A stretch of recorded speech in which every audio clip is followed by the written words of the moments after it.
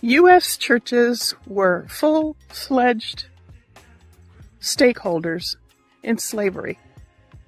Episcopal, Presbyterian, Baptist, Methodist, major denominations owned enslaved people, rented them out, and in some cases, they confined them in jail-like pens beneath or beside their sanctuaries, while white Christians prayed upstairs. Black men, women, and children were shackled below, treated as inventory instead of human beings. Now, it was common for enslavers to require their slaves to go to church so that they could learn about being a humble slave to their masters. But these people held in the pens below were livestock waiting to be sold, being punished. Who knows what? Georgetown University's Jesuit priests sold 272 enslaved people in 1838 to pay off school debts.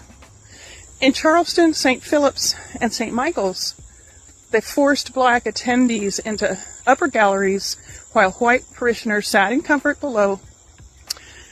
Methodist ministers in the South regularly enslaved people as personal property. And of course, many ministers in the South enslaved people as personal property. Southern Baptists split from Northern Baptists in 1845 for one reason: to defend their right to keep enslaved people.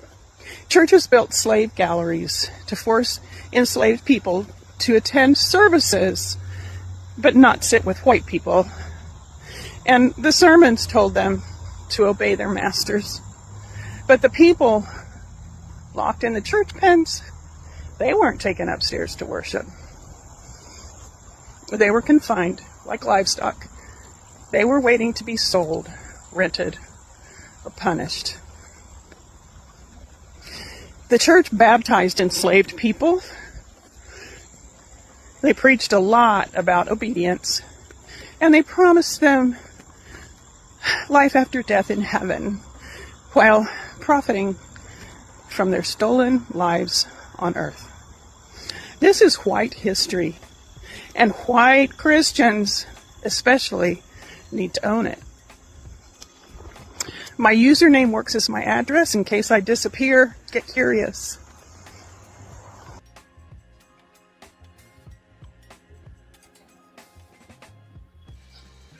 Happy Tuesday. Happy Tuesday. Welcome back to On the Shoulders of Giants. This is OTSOG Live. You know, we are live every Tuesday at 9 p.m. and every Saturday at 3:30 p.m. right here on the Shoulders of Giants on YouTube. Thank y'all for being here. Make sure you hit that like button, please. Drop a comment. Let me know where you're from. Let me know what you got going on. All that stuff. We here connecting, making sure black people get with black people, and we build community over here at On the Shoulders of Giants. I want to give a big shout out to DSB for becoming a member for a month. Shout out to you. Thank you for becoming a member. Thank you for your support of the channel. Thank you for being here, commenting, and everything that you do over here on the Shoulders of Giants. Thank you, thank you, thank you. Nemesis X, as always, is in the building. I appreciate you, my brother. What you mean they tried to take you out today? Man, we got... Who tried to take you out? What you mean? I'm happy you here. Trust me, I'm definitely prayerful and thankful that you are here. I'm glad you're here, but who? Man, we're going to have to squad up, man. We're going to have to squad up. ZZ, Lion Dad, what's going on? Happy to have you back on the Shoulders of Giants. Thank you. Thank you, thank you, thank you. We're talking about white Christian nationalism today, right? You got a white pastor, Pastor Cody, who went viral not too long ago for his calling out of Charlie Kirk's his messages, his rhetoric, that because you know Charlie Kirk is supposed to be the ultimate Christian. The Pastor Cody saying, no, sir, buddy. No, sir, buddy, not on my watch. But Pastor Cody's not talking about something that we haven't already talked about on this channel plenty of times before. But you know, we're gonna hammer it home as many times as we got to, because I always say this: Black people, we are used by religion. We let them use you. You know how we say, let them use you. We're used by religion. We're in it for the spiritual aspect of it, for the moral aspect of religion. White people use religion for power, control, and conquering. And white Christian nationalism is no different. Think about how America was founded. How was America founded, right? America wasn't founded on some great principles that like deteriorated over time. America was founded on white Christian nationalism, nationalist principles and stuff. Founded on racism, founded on slavery, founded on oppression, depression, suppression, founded on genocide, covered in manifest destiny, and all these other colorful words that they like to use. White supremacy. Think about the word I'm using, white supremacy. How do you become supreme? By conquering people.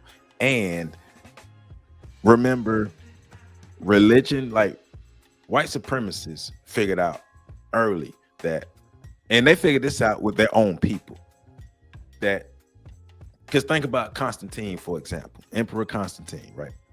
Figured out that it'd be easier to become a Christian to conquer the Christians rather than just try to straight up conquer the Christians. Religion has been used as a tool by white supremacists since beginnings for a long time. So this is nothing new. Says, you know how drama is, certain people get a badge and okay. Now, man, look, you valued over here, my brother. And so we definitely care about you in your life. And I'm happy that it didn't go south. I'm happy that you're here. I'm happy that you're safe. Definitely, my brother. Hey, look, you ain't derailing nothing, man. Your safety is more important than all of this. Trust me. We can shut this thing down just to make sure you safe. All right. But yeah, man. Oh yeah. You say just in survival mode. Hey man, it's all good, bro. It's all good. We here together. I would like you all to send Professor Carl Tone Jones some good healing vibes. He's not feeling well. He's under the weather. He's not feeling well. And so we've been checking up on the brother, trying to make sure he's straight. So please send Professor Carl Tone Jones some healing vibes. So y'all get in the comments, tell PC, get well soon. Send him some healing vibes and all that stuff here. But I have a video that I'm going to show from Roland Martin's interview with Pastor Cody, because Pastor Cody is basically giving his thoughts and ideas, or his thoughts and commentary rather, about Charlie Kirk and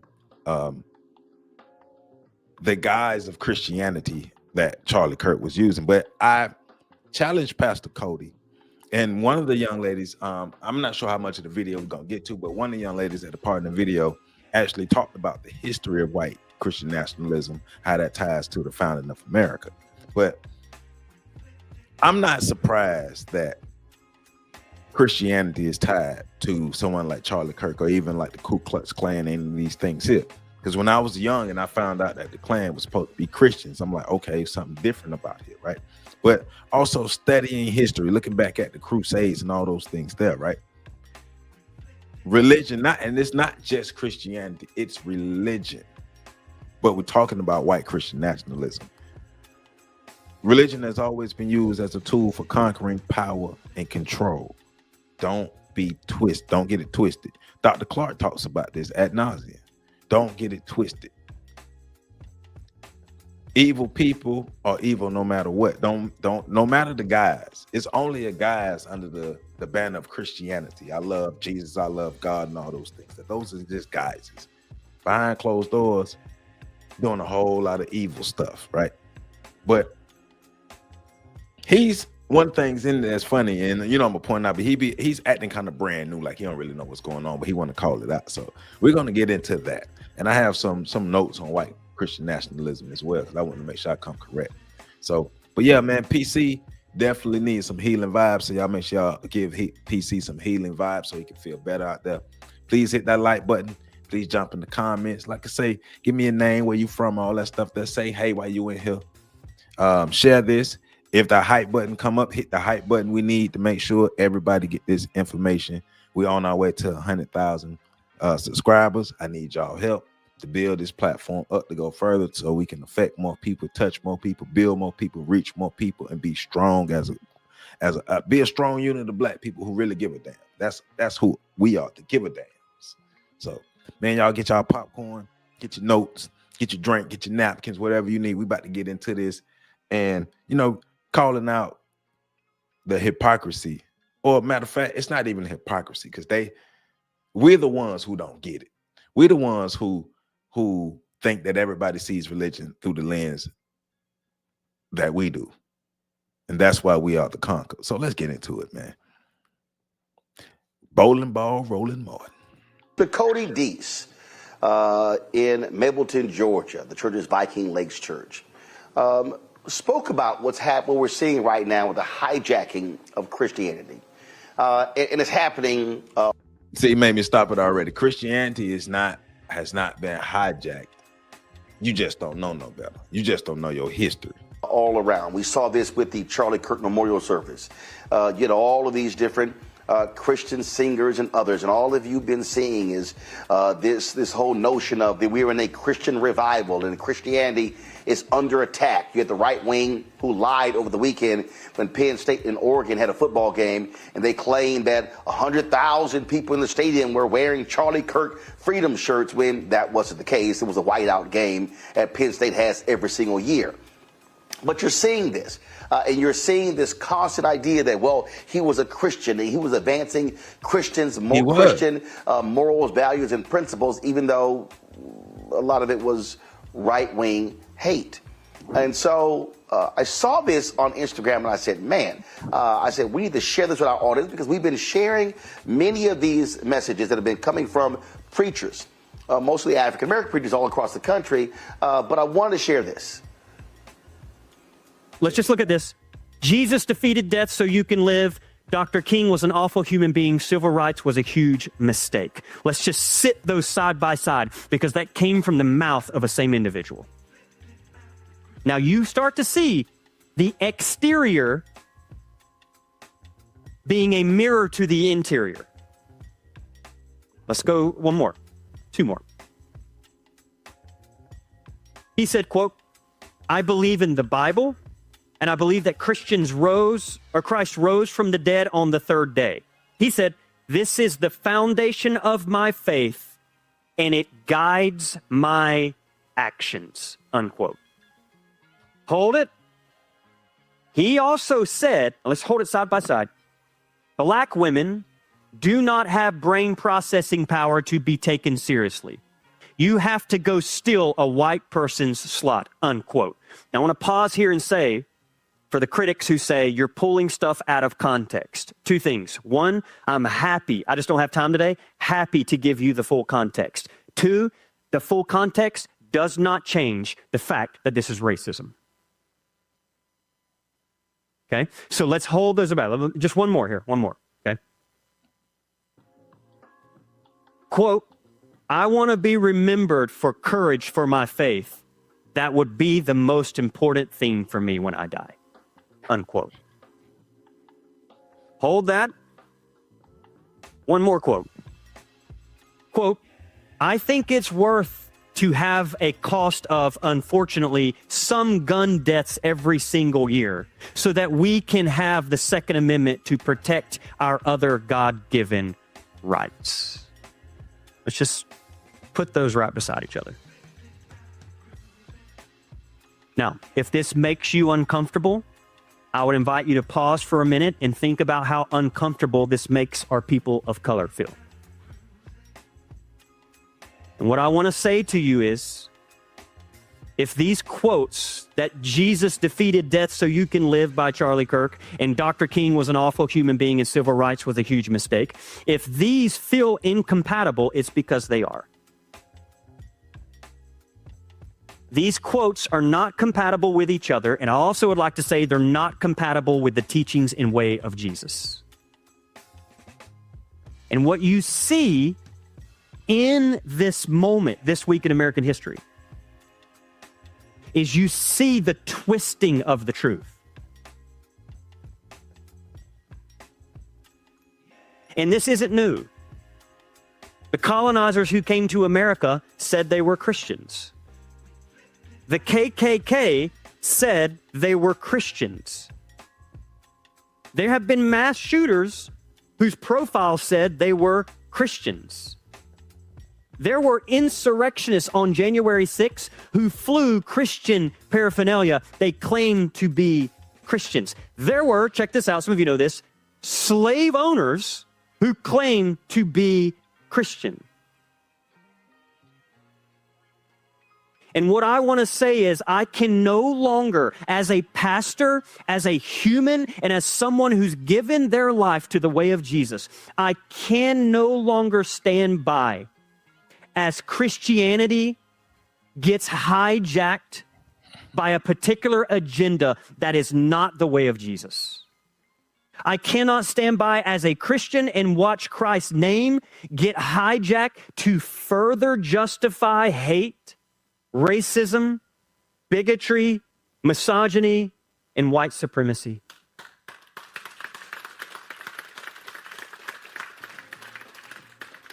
I believe the path of Jesus is the path of generosity, nonviolence, caring for the poor, the vulnerable, the oppressed, and the marginalized. And part of what I hope comes out of this moment in American history is that maybe, and this is my prayer, maybe what we're seeing is that all of this is surfacing so that we can begin to see just how much the name of Christ has been twisted and turned. Pastor Cody D. So before they get started, yeah, you know, I got to, Pastor Cody, man, come on. Pastor Cody don't know history. P1 always. Welcome to the On the Shoulders of Giants live on Tuesday. Thank you for being here. I always appreciate you. Yeah, I think he throwing stuff at the wall and seeing what's trying to stick. Pastor Cody could be trying to clout chase too. He could be, because either he's trying to clout chase or he just really don't know history, because Christianity ain't been hijacked recently. White supremacists hijacked Christianity a long time ago, like even before the Crusades. They hijacked Christianity. Like, what are we talking about? He need to go read. Anika Corbett, how you doing? You right. He don't know hijack. Lord have mercy. They stole African story, changed a lot of names in the Bible. And I saw the Igbo people interviewed, and they said their story starts from genes. I'm just saying. Like, yeah, Pastor Cody is in his own little world. Hold on real quick.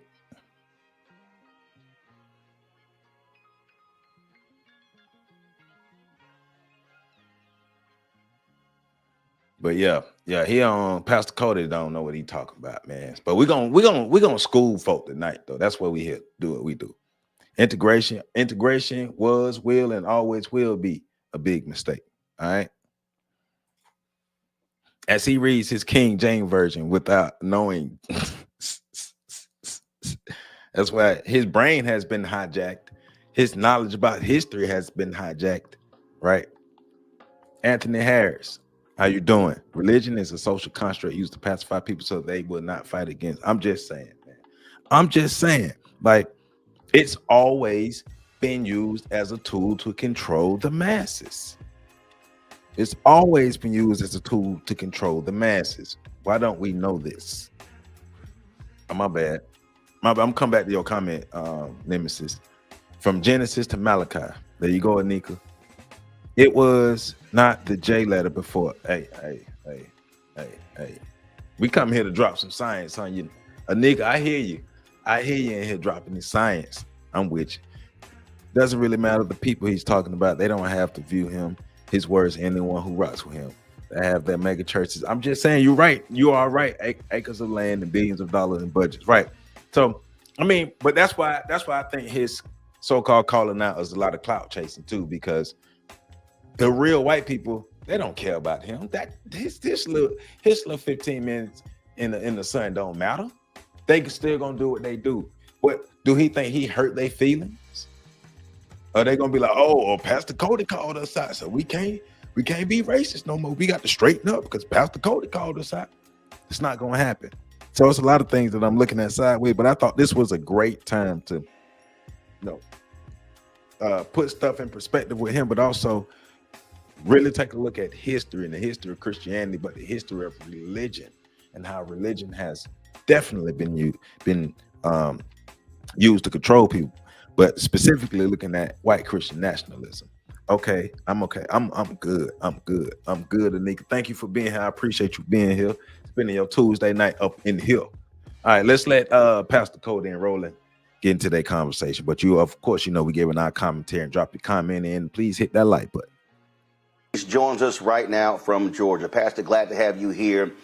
And look, right, I was so happy to see this, because what I have said consistently, and I was talking to Reverend Jim Wallace about this, a lot of black preachers have been speaking on this, and what we are seeing with what Joe Walsh, a former MAGA congressman, longtime friend of Charlie Kirk, he said absolutely is white Christian nationalism. This is not about Jesus. This is not about what Jesus preached about. This is not about the teachings of Jesus. What this is in essence the moral majority 2.0 on steroids. This is what Paul Weyrich and Jerry Falwell and others wanted to do. And frankly, being a white preacher, I thought it was even more important to hear that from you because too many white preachers have been silent. Hey, it was important for Roland to hear a white preacher call out white Christian nationalism. Yeah, because that's going to stop it. Because, it's more legitimate. Basically, he's getting at it's almost like white Christian nationalism, or the denouncing of white Christian nationalism is more legit if a white pastor does it rather than if a black pastor does it. But going back to this comment, I'm just saying, read it in wheat, right? What Pastor Cody thinks about white Christian nationalism, see, we tell the truth over here. Forget feelings, forget your feelings, forget my feelings, forget everybody's feelings. We ain't come here we didn't come here to feel good. We come here to get this learning and have some fun while we learning, right? But what Pastor Cody is failing to realize is that this system of white supremacy don't really give a damn about what he think. This white Christian nationalist don't give a damn about what he think. Them folk out there in Utah don't give a damn about what he think. These Charlie Kirk acolytes don't give a damn about what Pastor Cody think. Yeah, he gonna get, let me say, he gonna get blackballed, blacklisted. They gonna kick him out, push him to the side, all that stuff. That he might lose members. There's a whole lot of stuff that may happen. But guess what's not gonna slow down? But the fact that Roland Martin is this man's condemnation of white Christian nationalism is more valid than any condemnation from black people. But we all know Roland is a tap dancer. Remember when Roland was up there dancing with Hillary Clinton? Yeah, bowling ball rolling, right? But it's just, that's why I thought this was funny too, because it's almost like if a white, once again, we all know white ice is cold, and Roland is one of the boule liberals, right? So they the ones who, they always got a piece of boo-boo on their nose because they nose always in white people's butts. But that's another angle that I thought was so interesting in this interview is, for one, Pastor Cody's ignorance of something that he wants to call out, and Roland Martin's validation of, yeah, y'all heard what he said. You heard what he said. Now get him, Pastor Cody. And they looking at who the fuck is this dude? Who is Pastor Cody? Pastor Cody's an ant to the system, man. Saves me from typing the Hitler. Right. Hey, remember he was trying to teach Hillary Clinton how to dance and stuff. Come on, man, Roland. Come on, man. But we get it. Gotta do it for the views. Yeah, thanks, Roland. I think it is a crucial message that needs to be said right now. And a part of my story, Roland, just so you know, is I came out of that moral majority type movement. My father was a Southern.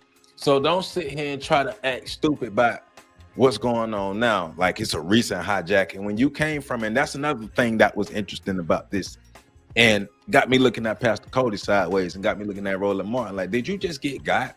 Because according to like him and what he just said and what he's gonna continue saying, he came from the white Christian nationalism, little coat camp, whatever, their sect and stuff. He came from that.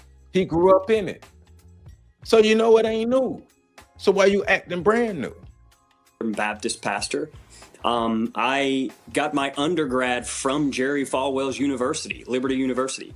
So I am a product of someone who has been raised and conditioned to see the world in a particular way. And then over the years, I begin to evolve, grow up.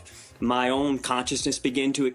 Once again, I'm gonna say it again. Roland, one of them black folk that got a piece of boo-boo on his nose because his nose is always on some white person's butt. You're right to get that pat on the head. But hey, our Friday breakdown is going to be about the pets, the pets that clamor to the right and the pets that clamor to the left, and how they still get thrown away at the end. So that's going down. And y'all make sure y'all show Professor Carl Tone Jones some love. He's not feeling that good right now, so please show him some love. All right. I began to encounter real human beings that were different than me. And in that process, I began to realize that a lot of what I was raised to believe and what I was raised to see Jesus as did not match what I was encountering in the world around me. And it didn't match what I was encountering when I read the scriptures itself, from the prophets in the Old Testament all the way through to this revolutionary, subversive Jesus, all the way through to the book of Revelation, where John of Patmos is writing some of the most subversive literature in the context of the first century Roman Empire that has ever been written. And when you read those things, as a person like me who has given their life to the way of Jesus, studied the scriptures, I graduated from Candler School of Theology, so I've been educated from people who saw this long before I did. But your eyes begin to open up, and begin to expand, and you begin to realize, oh my God, especially me, I have a social intersection that is crucial to be able to speak to my own family members. Sometimes you need to disturb the family text feed. Sometimes there needs to be some conflict. And everybody, seems to be uncomfortable around conflict. But one of the things I've learned is conflict sometimes is the doorway. It is. Yeah, but you never really stray too far away from your foundation. I'm not saying that's 100%, but for the most part, people never really stray too far away from their foundation. And so basically he's telling us that he's been radicalized. His light switches come on. And so he wants to follow the pathway of Jesus in the Bible. And yeah. Pastor Cody with a K. But the brand of Jesus that he's recently adopted is the moral Jesus, is the help everybody Jesus, the love Jesus, the docile Jesus. But the Jesus that he was raised upon was the Jesus that was the guise for white power, the Jesus that was the guise for white domination, the Jesus that was the guise for taking over the world and subjugating everything, especially them black folk, like straight subjugation. Jesus is a guise to white supremacy. Jesus is more like a concept or a code word or covering, right? Just to say, hey, I'm a Christian, right? But remember, they infiltrated Christianity to be able to control, to dominate the masses, control the masses, but have more power. Hence the rise of the Catholic Church, the Roman Catholics, all those things there. Going back to, once again, mentioning the Crusades, Christians, Muslims, and Jews were fighting in the Crusades, fighting for land, power, wealth, and resources. Once again, Christians, Muslims, and Jews were fighting during the Crusades for land, power, wealth, and resources. Pastor Cody comes from this ilk. Pastor Cody ain't stupid. Pastor Cody know exactly what's going on, but he on here playing stupid, while at the same time telling on himself. What they say, if you let people talk long enough, they'll tell on themselves. And Roland Martin is either slow or, matter of fact, Roland ain't slow. Going back to what Nemesis said, Roland just trying to tap dance and kick his feet up so Hillary Clinton can come back and put some more hot sauce on his black-eyed peas. So, yeah. The path that can actually lead us to greater transformation.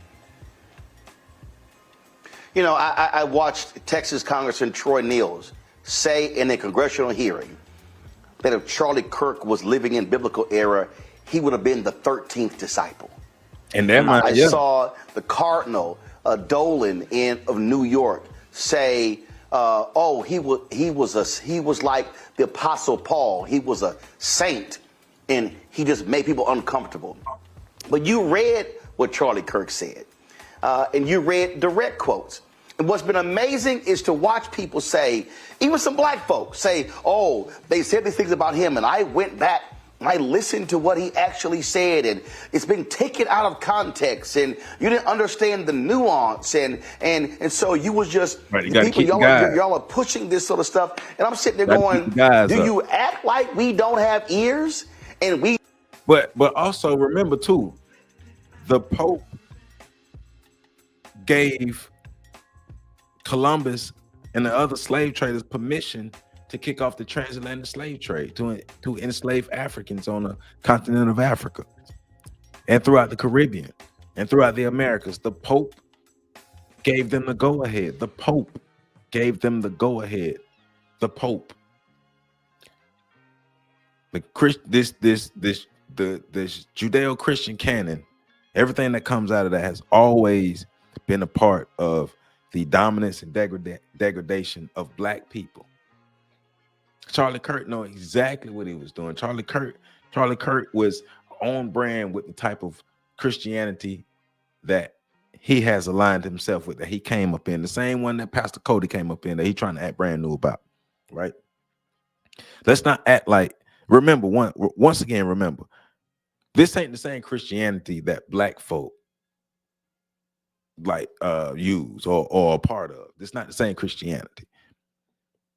This is a different type of Christianity. The same type of Christianity that was used to enslave and oppress and control black people here in America since the founding of America. Matter of fact, since white folks showed up in America. They always had a concept of religion. They even fought against each other for religious freedom. The guise of religion has always been used by white supremacists. It's not something new. Don't let them fool you. Even assuming that he may genuinely believe what he says, so what? He's one dude versus the structural empire. It's irrelevant from all angles except the one trying to fish for black members. But this that good liberal democratic stuff right here. This that good leftist stuff. That's why Roland got him on the show to help secure his place with the left. They got to get black folk back. They're trying to get black folk back on the left. They want more than 92% vote next time. We don't have eyes, and we did not hear exactly what we heard. Mm-hmm. Yeah, there's no question. I call that, here's the thing. Call it whatever you want. Sanitized racism. Call it rebranded racism. But as a white male, let me just speak to any other. No, it's classical racism. It's classical racism. You need to step your game up, Pastor Cody. It's classical racism. White males that are listening, or white people that are listening in general, we're not fooling anyone, and we're not fooling ourselves.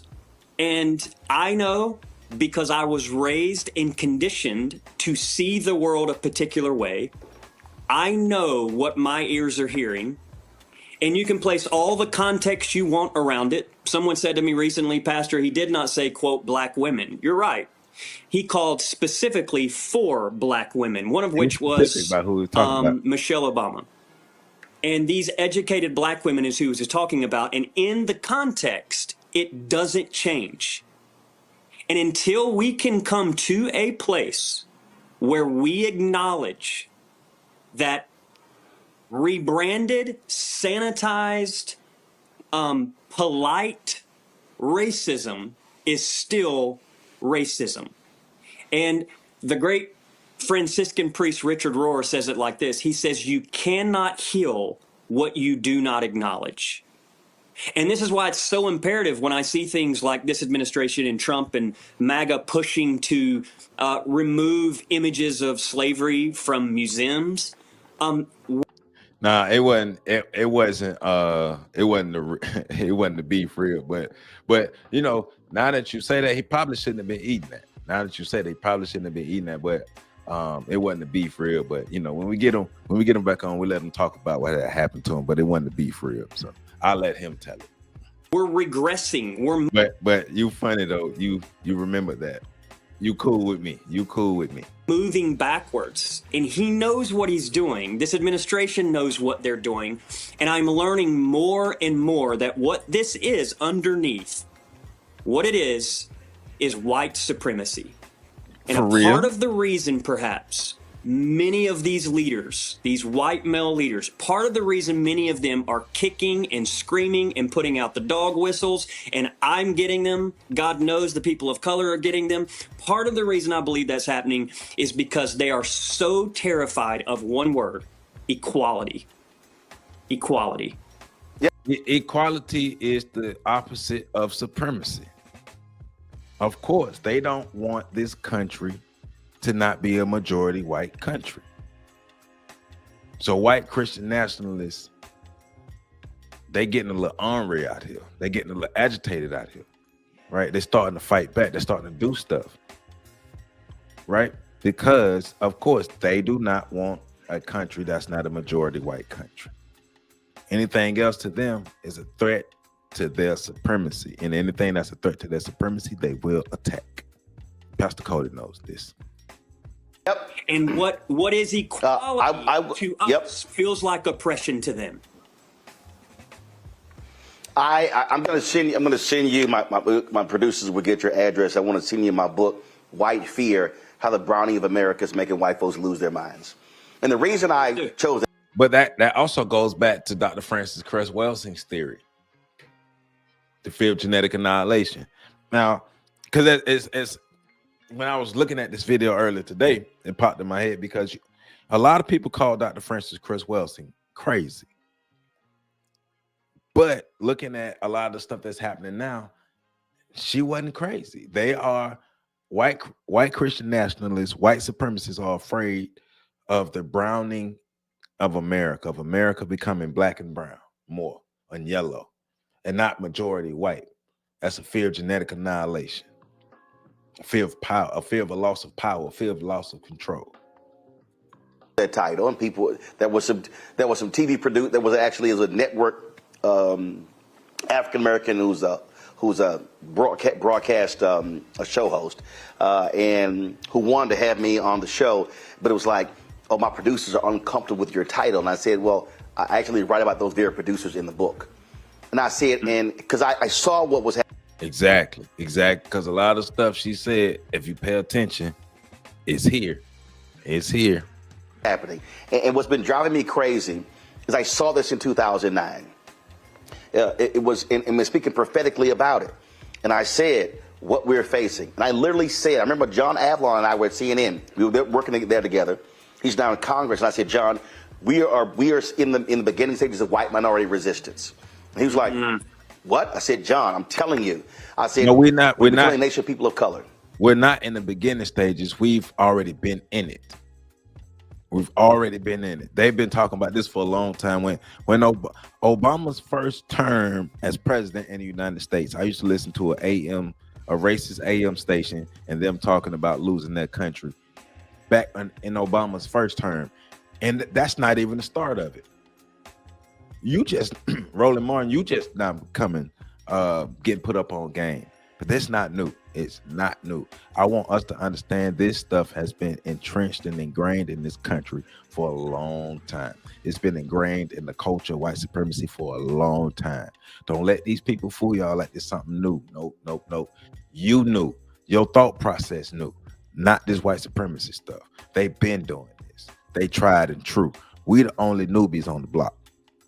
Then when you see the advancement of the Great Replacement Theory, then when you see the attacks on undocumented workers, oh, they're replacing us. They're taking our jobs. We're losing our way of life. And you're seeing all of the, you hear the phrases, you hear the language. And what this about is, it is literally about, oh my God, America's changing. Now these same MAGA people, Pastor, I'm now seeing them complain, and I'm seeing their posts on social media. I'm seeing them now complain about people of color in France and other European nations. One person posted, when I go to Paris, I don't want to see all of these Muslims and Africans on the street. I'm like, well, you do know they have immigration there, and you do know that the white population, they are seeing a decrease in fertility rates in European nations. And when Elon Musk is tweeting about fertility, and Charlie Kirk, just 2 days before he was shot and killed, was on Laura Ingraham's show complaining about white fertility as well. This is literally about white people. Sound like a fear of genetic annihilation to me. I'm just saying them ISIS papers hitting real hard right now. I'm just saying them ISIS papers hitting real hard. Wilbert Haynes, how you doing? Welcome to On the Shoulders of Giants. Thank you, thank you. I don't know any sane person other than white people calling Dr. Frances Cress Welsing theories crazy. When I read her book, it put white people like, so Wilbert, unfortunately, we got some Negro pens out there who call her theories crazy. And do you remember when this black gay guy attacked her and her work like 2 or 3 years after she died? He waited till she was good and dead to attack her work and her credibility. So unfortunately, there were some Negro pens out there saying that she didn't know what she was talking about. But once again, Negro pens. But them theories hit real hard right now though. People in America being scared to death that they no longer are going to be the majority. Yeah. I want to see your book. It sounds fantastic. And I would also add, part of the reason and part of the way, I would say, that they're bolstering this grasp at white power and white supremacy is not new. Some of this has been going on for years. Honestly, the merging of empire and Christianity can go all the way back to, somewhere around 312 with Emperor Constantine. And there's a lot of scholarship that argues that. Listen to what he just said. Part of the reason and part of the way, I would say, that they're bolstering this grasp at white power and white supremacy is not new. Some of this has been going on for years. Honestly, the merging of empire and Christianity can go all the way back to, somewhere around 312 with Emperor Constantine. And that's even late. That's more of a solidified integration of Christianity. And that's when it really spurred Christianity, white supremacist Christianity, that really spurred it forward. But religion, Christianity, been used against people to subjugate them and control them. But once again, think about what he just said. So it's contradicting things that he said earlier, because earlier he acting like white Christian nationalism is just something that's recently rising and came out of nowhere. He just didn't know why this stuff was happening. Now you're giving us a history lesson, saying you understand at least there's a rise of white supremacy in the Christian church going back to the 300s with Constantine. Make your mind up, Pastor Cody. You either know or you don't. So that what made me think he clout chasing, and Roland is too. He's clout chasing, and Roland trying to secure his place with the white liberals. And there's a lot of scholarship that argues that that's where Christian nationalism kind of has its early roots. But you can trace it from there. And what you see right now is a president who, might I add, does not care about Christianity. This president doesn't care about Christianity. Trump cares about Trump. Trump cares about power. Trump cares about authority. And Trump cares about self-preservation. Tell us something we don't know. And the idea that my own family, evangelicals, used to teach over and over and over again. Be careful. It's a slippery slope, they would say. Make sure that the message of Jesus, the narrow path, the way of Christ, doesn't get co-opted by the far left. And they would warn us about CNN. They would warn us about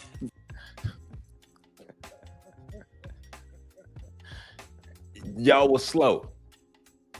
That's all I got to say. Y'all was slow. the liberals at the university.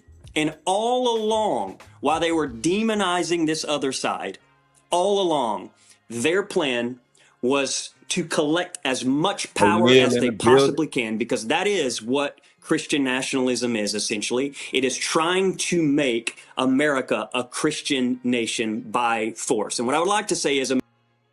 Right. Exactly. White supremacy is the main driving force. They want to make sure white supremacy is the main driving force in this country. And by hell or high water, they trying to do it. White Christian nationalism was a part of the founding of this country. And white Christian nationalism going to be a part of what spurs this country either forward to something good for white people or destruction. But either way, white Christian nationalism, they're going to fight, and they're going to go, and they're willing to go out on in a ball of fire for it, because that's what they did to get it. White Christian, once again, the Pope gave the go-ahead to kick off the transatlantic slave trade. The Pope gave the papal bull.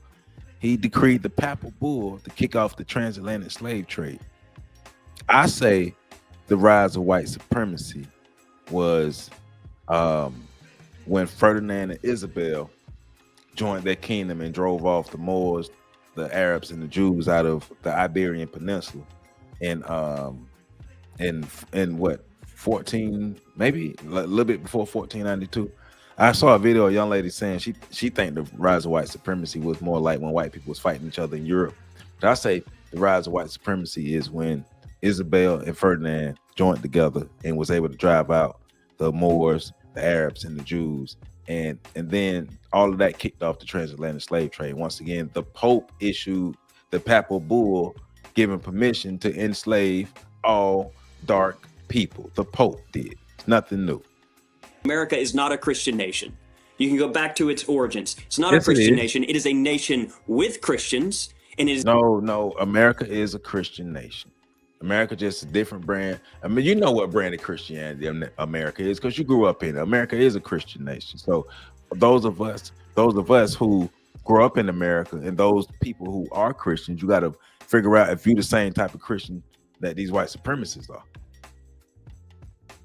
But that's a whole nother thing for y'all to figure out, because that ain't my business. It is a nation with Muslims and atheists and Buddhists, but it is not a Christian nation. And what you're seeing right now is this administration recognizing what works. Oh, we need evangelicals. So here's how we're going to do this. Hey, Ben, we're going to toe the party line. We're going to play with these images that... Man, Benny Hinn been knocking people out with his magic coat. Stop it, man. And Benny Hinn late to the game. Benny Hinn, he old to me, because I'm a jit to a lot of folk. But Benny Hinn been knocking people out with his coat. Joe Osteen them been scamming people for their money all them for a long time. And they newcomers to the game. This ain't nothing new, man. We're given. I mean, think about the image of Trump holding a Bible in front of the church. Exactly. Is there a more iconic image of the merging of empire and religion than like that you don't know what that is. Think about the AI image of him inside a Pope outfit. Is there a more iconic image of a merging of empire and Christianity together? But what I would just say in closing is this: those two do not run parallel with each other. The way of Trump, the way of empire, and the way of Christ do not run together. One is about truth, integrity, justice, and liberation. And the other is about greed, corruption, revenge, and oppression. And it is critical that we make a distinction between the two. Yes, sir, William. Yes, sir, William. It ain't nothing new. Right. And actually, white Christian nationalism, white supremacy is older than America. We know it. The rise of that, because remember, you know, the Pope gave them permission. I mean, yeah, you Thank you for being absolutely here, William. nail it. And listen, he cut a deal. He basically said last time, all right, what do y'all want? All right, I'm going to appoint all the judges y'all want. I'm going to sit here. He doesn't care about, first of all, Donald Trump was pro-choice. He doesn't care about white evangelicals. He doesn't care about any of these people. He's like, he wants power. Okay, great. Y'all want that? Go right ahead. Cool, whatever. I'm going to give you the judges. He stands out here and they're like, oh, he's the most pro-life.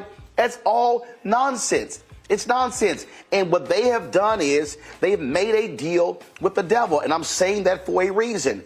You look at their particular actions and what they are all about right now. And again, when I looked at that memorial service, when I looked at the things that Charlie Kirk said, I'm sitting there going, how in the world can y'all say that's Jesus? How can you even fix your mouth? Speaker Mike Johnson, okay, and you're sitting here, and he's supposed to be the super duper Christian, and I'm going, wait a minute. I'm sorry. How in the world can you say you love Jesus and you love Scripture and all of that, but you cut money from the poor? I'm just trying to understand. Man, don't nobody mess with Roland Martin but crazy people. And the only people that mess with Roland Martin, he could tap dance as hard as he want. They ain't letting him back on. You all right. Listen, I was born and raised Catholic. First 25 years of my life was Catholic, so we only saw the missalette every Sunday. But since I was 25, the last 30 plus years, I've actually read the Bible. Jesus talked a whole lot about the poor, helping those in need. And what these folks are saying is, damn them, we gonna ride. Yeah, they help themselves to what they need that the poor has.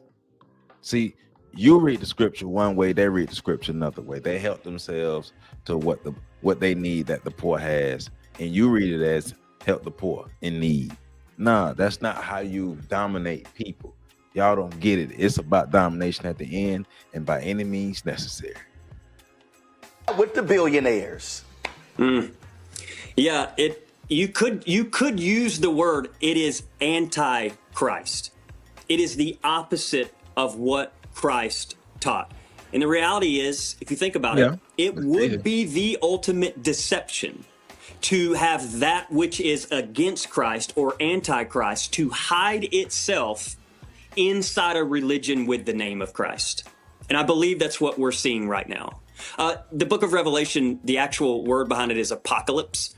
And I mean, many of us have like a modern understanding. Revelations to reveal, revelation to reveal revelations. We get that. Of what apocalypse is, but the actual original Greek, it means literally an unveiling. And a part of what the writer behind the book of Revelation is doing, and a lot of people see that book and they're like, man, that guy, he must have been like strung out on mushrooms or something. It's so symbolic and chaotic and looks like he's having hallucinations.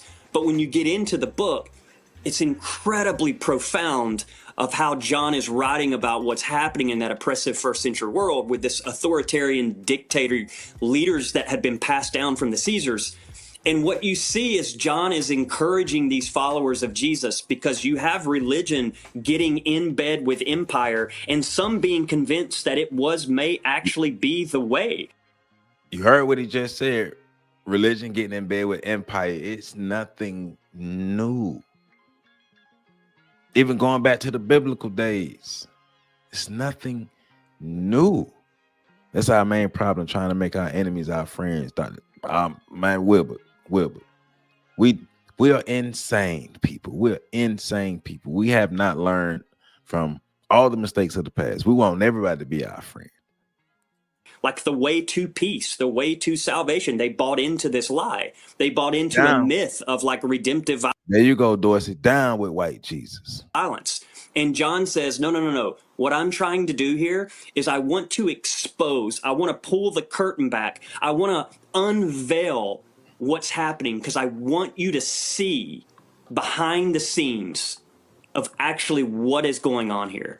And a part of what we're doing as a collective, so I pastor this church. It's called Vinings Lake. It's in Mableton, Georgia, which is like 20 minutes north of downtown Atlanta. It's an amazing group of people, so much diversity. But a part of what we're trying to do is on a local level, we're trying to pull back the curtain every time we gather going, hey, did you guys see that?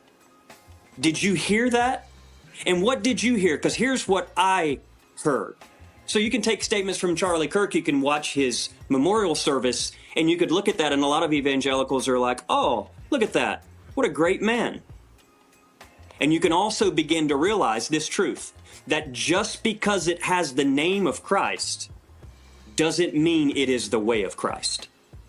And we, as a collective, are going to continue, so long as this administration keeps continuing to insist on using Christ's name, using God's name, which I would argue they're using it in vain. That is the definition of using God's name in vain.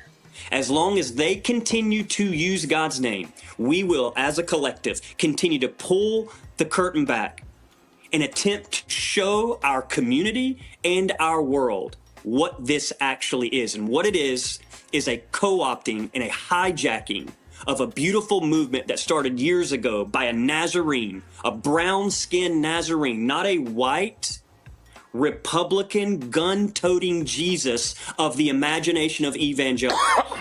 But I mean a brown-skinned Jesus, a revolutionary. Rolling, choking on all that Democratic in his throat. Who flipped tables over in the temple and who actually was crucified by a merging of the Roman Empire and the specific areas of Judaism of their day. This Jesus, we're going to continue to try to show the world his way, his movement, and continue to expose what this administration is doing. Because we're not learning. We're not learning. Black people are not learning from history. Black people are not reading history. Black people don't give a damn about history. Black people aren't learning anything. If there's a small percentage of black people who actually consume the information, comprehend it, and do something with it. For the most part, for those who even learn it, who even come across it, don't give a damn, so they don't learn it. And no lessons are learned. So we're going to keep repeating the same things over and over and over because we're not learning. And we don't care to learn. That Jesus would absolutely push against and never be a symbol for. Before I go to my panel for questions, are you getting pushback? Are there people who known you for years, who went to college with you? Are there church members who said, I'm sorry, Pastor, you've gone way too far. I can't listen to any of this? Because we saw a whole lot of people posting, oh, if your preacher, if he was not extolling the virtues of Charlie Kirk the Sunday after he was shot and killed, then you should leave that church. Yes.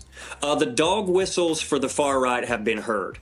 They hear it, they know it, and they're coming after lots of folks because I've had conversations. But I will tell you, people like me at my social intersection, I think they despise just about more than anyone. Well, we're going to get to that. You skipping ahead. We're going to get to that. Because I can expose exactly what they're doing, because I grew up underneath them, so I know the language and I know what's happening. Now, our church has a whole history. I mean, back 7-8 years ago, when the first administration came in, I began to speak on two subjects that killed our church. And when I say killed it, at one point we had 700 people. We got down to 12. Why you so think my that biggest is? Fear as a pastor came true. Yeah. And the two subjects that the two subjects that killed it. Man, shoot, my bad. Oh, because he can shut them down. I still love this Jesus and the subversive nature of this. I messed up. I will not entertain ideas like that.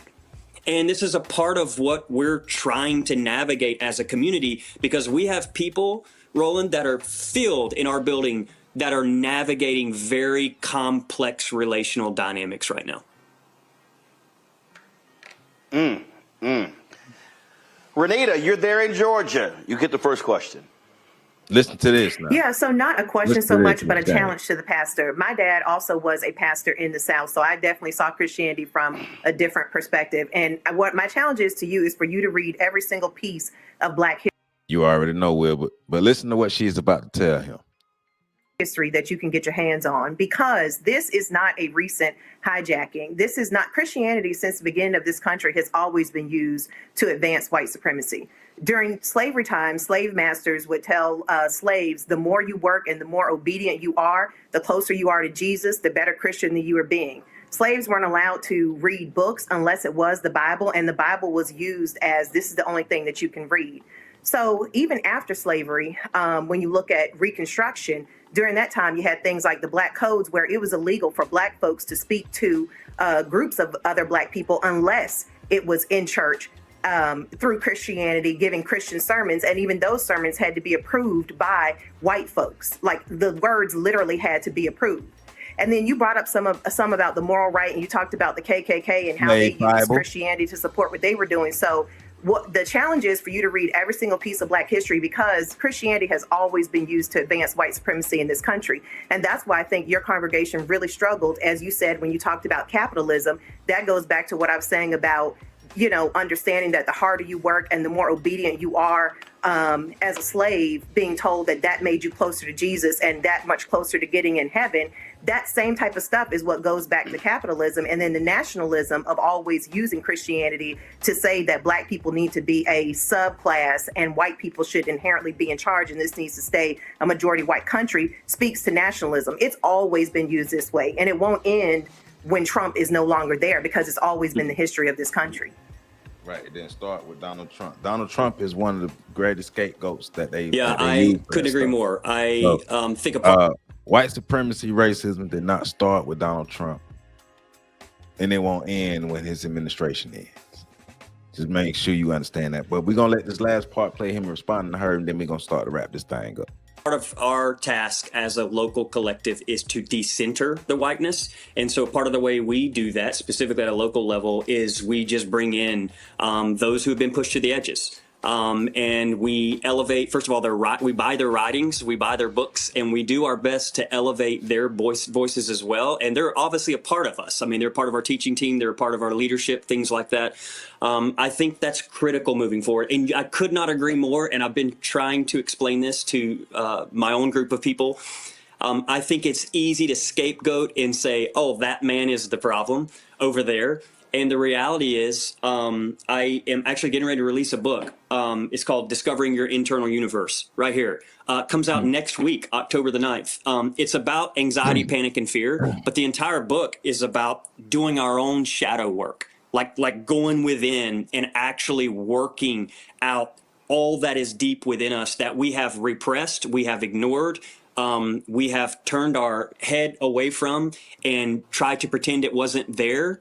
And a part of the concern for white males right now is even those that are pushing hard against what's happening is I think there is a way to both do our own internal work, our own shadow work, as Carl Jung calls it, and at the same time simultaneously call out the unconscious acts of those who are oppressing people around us. And both needs to be done. And this is a part of, even when I look at the Charlie Kirk situation, I say, okay, that's clear to me.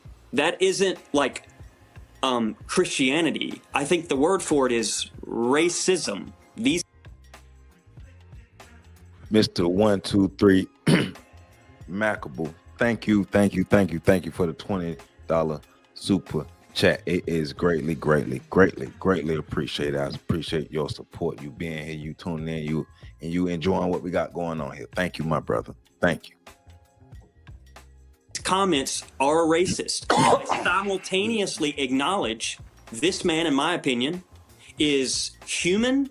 He's made in the image of God. And at the same time, what he said hurt a lot of people around me, a lot of our congregation, even me. And I would say it must be condemned. I can hold both those together at the same time.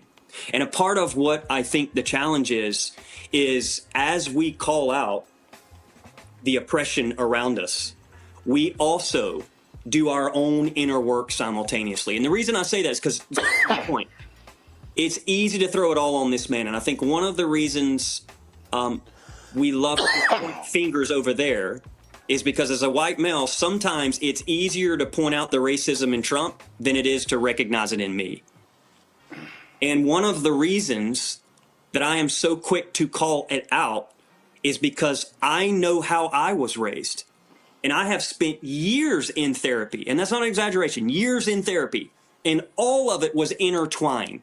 Anxiety, panic, theology, racism, relational wounds, all of that dwelling in me. And so what would it look like if instead of trying to clean the projection out there, what if we actually started here and started trying to work on what was happening inside of me? And that goes back to your point. It's not one man. I've seen the vice president. I've seen the Speaker of the House. And just because and when this man does leave, rest assured, racism is not dying.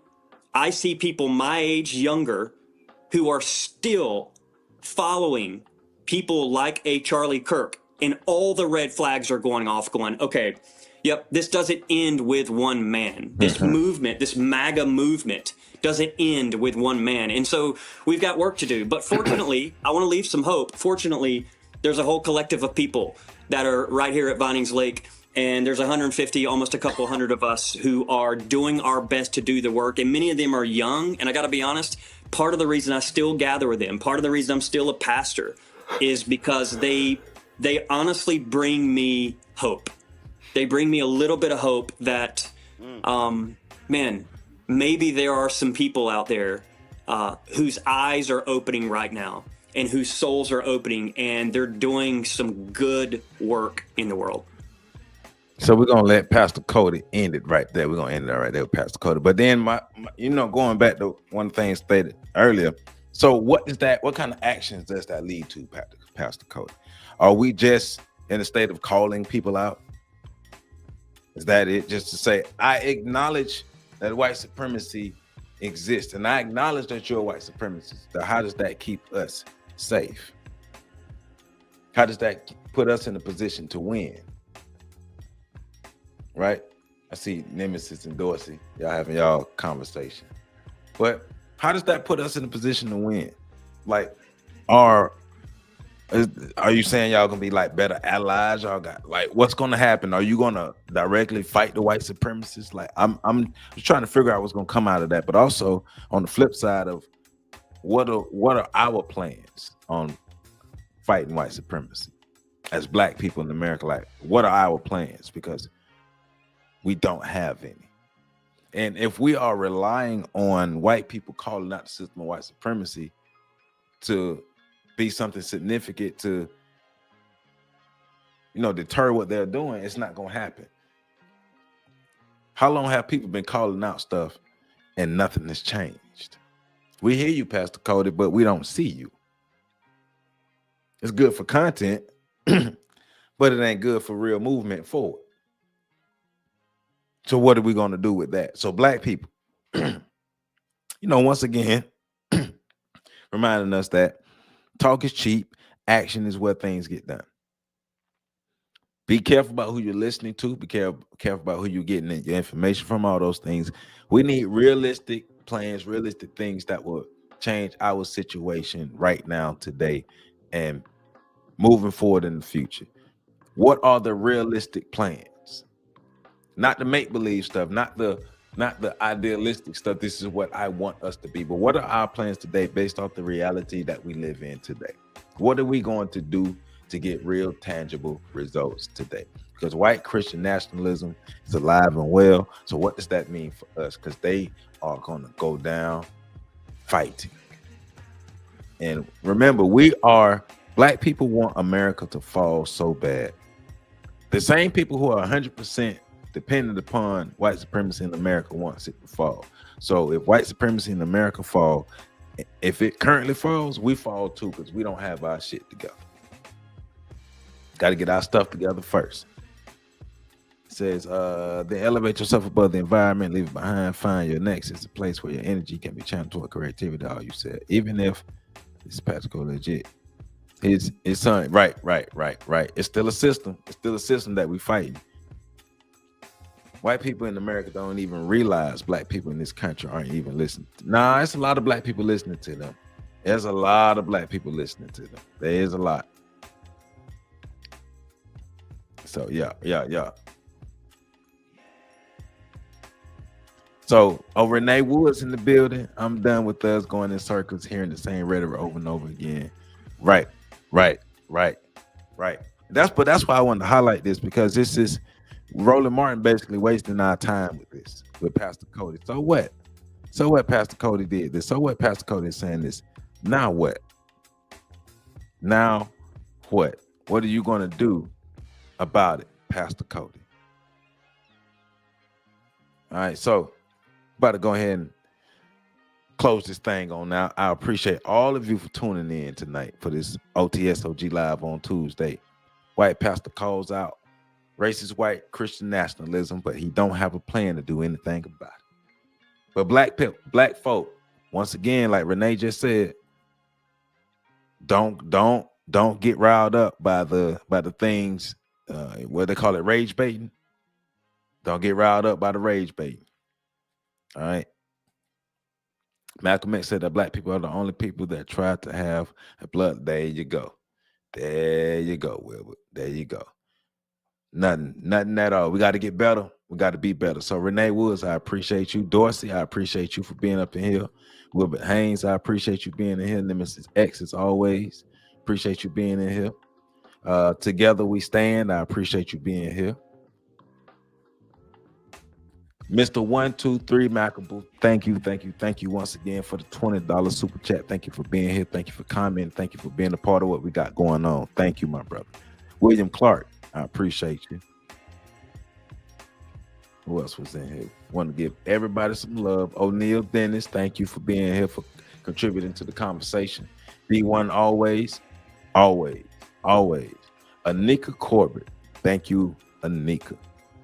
Anthony Harris, thank you for being up in this thing. You could have been anywhere, but you chose to hang out with us. ZZ Lion Dad, thank you for being in here with us on this Tuesday night. DSB, thank you for being a member.